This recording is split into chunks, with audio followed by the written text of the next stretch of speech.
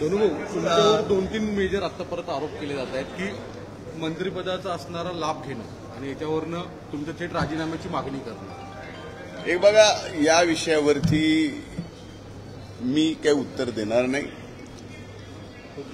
माननीय अंजली दमानिया या स्वतः आदरणीय उपमुख्यमंत्री अजितदादा पवार साहेबांना भेटल्यात आणि त्यांना जाऊन भेटून ज्या कागदपत्रासहित त्या भेटल्यात त्यावरती माननीय उपमुख्यमंत्री अजितदादा आणि माननीय मुख्यमंत्री देवेंद्र भाऊ आणि उपमुख्यमंत्री अजितदादा यावरती स्पष्ट उत्तर देतील आणि ते उत्तर त्यांनीच द्यावं अशी माझी सुद्धा या ठिकाणी इच्छा आहे। मुद्दा क्रमांक 2 की तुम्ही ज्या राखेच्या संदर्भात 2006चा सुप्रीम कोर्टाचा GR जर पाहिला, थर्मल पॉवर स्टेशनची राख म्हणजे प्रत्येक थर्मल पॉवर स्टेशननी केलेला तो कचरा आहे आणि तो कचरा थर्मल पॉवर स्टेशननी स्वतः पैसे खर्च करून उचलला गेलाच पाहिजे,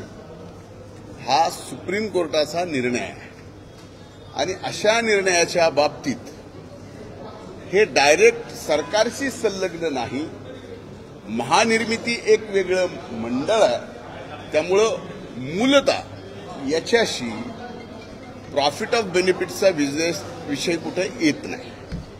पलीकडे आणखीन काय विचारायचं? संदीप क्षीरसागर यांनी म्हणले कृष्णा अंजळेसोबत काहीतरी वाईट घडलं असेल सापडलं। आता एवढं जर संदीप क्षीरसागरांना माहीत असेल, आणखीन कुणाला जे काही माहीत असेल, याचा अर्थ मी असा समजतो की त्यांचे आणि त्या आरोपीचे कुठेतरी आता संबंध आहेत आणि ते संबंध असल्याशिवाय ही माहिती त्यांना मिळू कशी शकते? जी माहिती त्या कृष्णाला काय झालंय काय नाही झालंय याची पोलिसांना माहिती नाही, आम्हाला माहित नाही, म्हणजे तुमचे एवढे मायक्रो कॅमेरे त्याला माहिती नाही, तर त्याला कशी माहिती असू शकते? याचा अर्थ त्यांचा कुठेतरी संबंध आहे आणि त्या संबंधातून अशा पद्धतीच्या बातम्या पेरायच्या।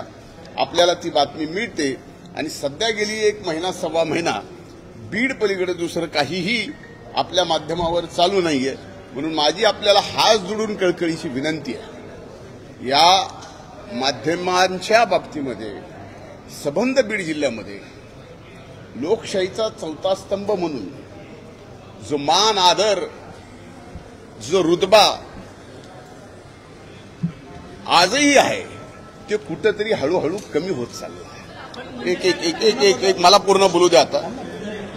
म्हणून माझी आपल्याला विनंती आहे की पहिल्यांदा आपण सुद्धा जर्नलिझम म्हणून काय खरं काय खोटं पूर्ण याच्यातली तपासणी केल्यानंतर एक जिल्हा असेल किंवा त्या जिल्ह्याचा नेता असेल, एक मतदारसंघ असेल की त्या मतदारसंघातला कुठलाही नेता असेल, भलेही मी असेल, त्याला माध्यमांनी शिक्षा दिली पाहिजे, त्याच्यावरती मीडिया ट्रायल चाललं पाहिजे, या मताचा मी आहे।